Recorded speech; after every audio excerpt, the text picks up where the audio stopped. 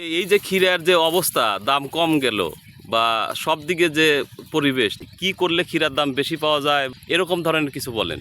এরকম ধরেন যে সিন্ডিকেটটা হচ্ছে তার সাথে আর একটা আরো যদি পাশাপাশি হয় তাতে আমার লাভজনক আর একটু ব্যবসা ভালো হবে। বুঝতে পারি, মানে আর একটা আড়ত হলে ভালো হয়। আমার যদি একটা আরো থাক বুঝছেন, সেটা আমার একটু ভালো হয় বুঝছেন। এই এক জায়গায় তো মনে করেন যে এটা শুনতাছি করে মনে করেন যে ঠিক মতো দাম পাওয়া যায় না।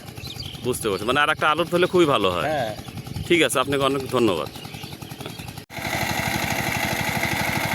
ঘটনা হচ্ছে এখানে আরো শুধুমাত্র একটাই, এমনভাবে মানে ইয়া করে ওরাই মানে কায়দা করে মনে করেন যে ওই আরতদার কাছে সব এক করে কইরা লিয়া এই আজকে বাজার 500, আজকে বাজার 400, এরম করে কৃষক অনেক ক্ষতিগ্রস্ত হয়ে যাচ্ছে এই আড়তটা থেকে।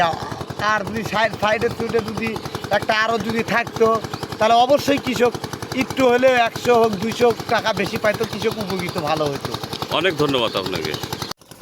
চলন বিলের কৃষকের এখন একটাই দাবি, এলাকার সচেতন মহলের কাছে দৃষ্টি আকর্ষণ তাদের, যে একটি আড়তের পাশাপাশি যদি আরেকটি আড়ত গড়ে ওঠে তাহলে হয়তো অবশ্যই তারা ন্যায্য মূল্য থেকে বঞ্চিত হবে না।